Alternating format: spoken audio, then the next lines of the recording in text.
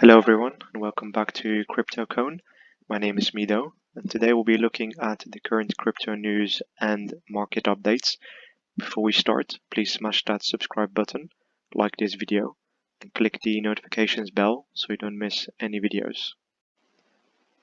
Right, so for our first news story we'll be looking at Bitcoin and Bitcoin having no shortage for demand, to put it simply. It says here that Bitcoin whales bought the dip as orders for 100k or more hit all-time highs. So what does this exactly mean then? Well, essentially what it means is that big buyers are dwarfing small holders.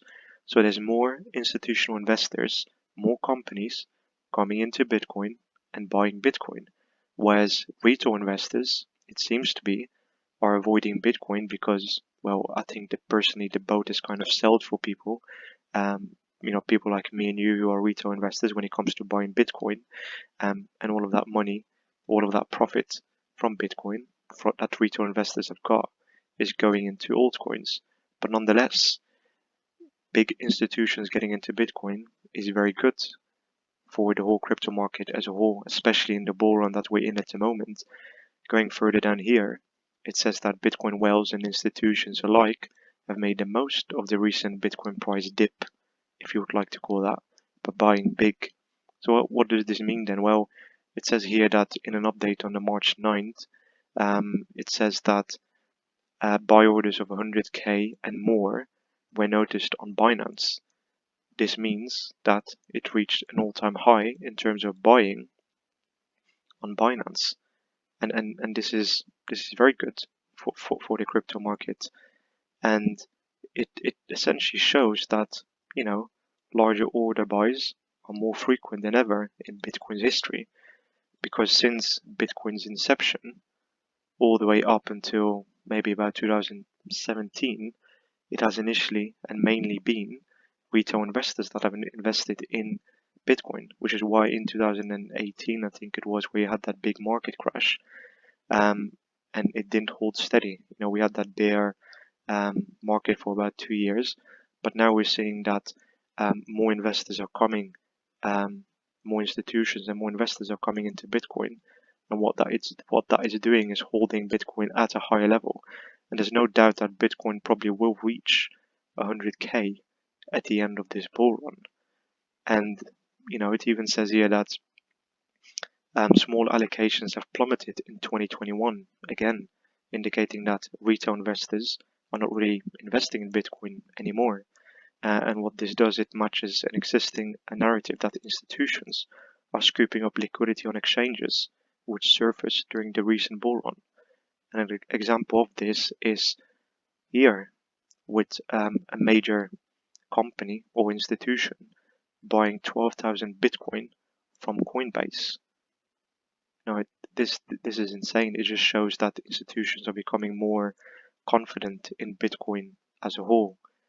And what is my proof then for institutions becoming more confident in Bitcoin? Well, if we go to our next news story, and this is to do with coming from Switzerland, we've got major Swiss retailers who are set to debut Bitcoin gift cards. So not only is it becoming more mainstream in America, in the US, it's also becoming a lot more mainstream in Europe. It's becoming mainstream in Switzerland as well. I mean, I haven't personally heard of a Bitcoin gift card before until now. And this is insane, because if you go a little bit further down, it says here that Manor, the country or Switzerland's largest department store chain, is already selling Bitcoin vouchers in 59 of its branches. Additionally, you've got a retail giant in Switzerland called Valora, who will begin selling Bitcoin gift cards in its stores across the country starting April 1st. So all of these institutions are essentially making it more accessible for retail investors who may not be familiar with Bitcoin or any cryptocurrency for that matter. And I think this is very big news for Bitcoin and for the market as a whole, because Bitcoin is the leader of the market, as we know. Heading into our next news story, we can see here that it says here that Bitcoin price cracks the major resistance as analysts eyes 70k destiny. So we know that Bitcoin just broke that 50k barrier, and it seems like it's holding support just above 50k. And the next target that analysts and investors are looking at is 70k. And I personally think that 70k is probably achievable sometime in summer, which makes it even more likely that 100k Bitcoin will probably be achievable at the end of 2021. I mean, further down here, we can see that institutional interest sets the latest bull run apart from 2017's retail-driven surge. So we just said that in 2017, it was mainly retail investors, people like you and me, who invested in Bitcoin, but it didn't have that institutional support. But now, we can see that much of the institutional demand has been driven by fears around asset devaluation. So analysts are thinking that a 70k Bitcoin is just around the corner. And if that happens, it'll be brilliant for the crypto market as a whole. Our next story will be coming from the billionaire Mark Cuban. You may know him as the guy on Shark Tank. So it says here that he'll be on Blockchain and Boost tonight to talk about crypto. Well, why would we care about that? Well, we care about that because if we go further down, we can see here that he recently joined a group of NBA franchise owners to explore the adoption of blockchain and cryptocurrency in the NBA. Now, this is humongous because if he is able to get this fully adopted in NBA, it's without a doubt likely that other sports associations will follow as well. You have American football, you have soccer, and you have a lot of other institutions and sports grounds that will also want to adopt novel tech. It's almost like, the shepherd herds its sheep. It's the same thing what happened with Tesla buying Bitcoin. Tesla was not the first, but one of the first companies to go out and publicly say that they were buying Bitcoin. And that caused a domino effect with other institutions who then decided that they also wanted to buy Bitcoin. But nonetheless, going back to Mark Cuban, it says here that Cuban recently adopted Doge as a payment option for Dallas Mavericks merchandise. Early in March, the NBA franchise owner tweeted that the Dogecoin price could reach the $1 mark on the back of sales of Mavs merch. Well, I really doubt that Dogecoin will reach the $1 mark. But he's being optimistic here, which is fine. But nonetheless, why does this matter then? So the more celebrities actually talk about cryptocurrency as a whole, no matter what it's about, really, any publicity is actually good for the crypto market. The more people will know about it, especially if you've got someone as big as Mark Cuban constantly talking about it, especially because he seems to be, as we see here, found praising cryptocurrencies, including Bitcoin, and he refers to Bitcoin as a living technology and gold as being dead. Sorry, Peter Schiff. Next up, we've got PayPal purchasing the digital asset security firm Curve. Now, why does this matter to us then? Well, what this shows to us and what this shows me as well is that PayPal is taking crypto very seriously. I mean, we already know that PayPal is already going to offer crypto payments for over 20 million merchants worldwide. I believe PayPal said something along the lines of they're looking to get their crypto payment system ready by the end of Q1, which should be by the end of March if they're on track with that.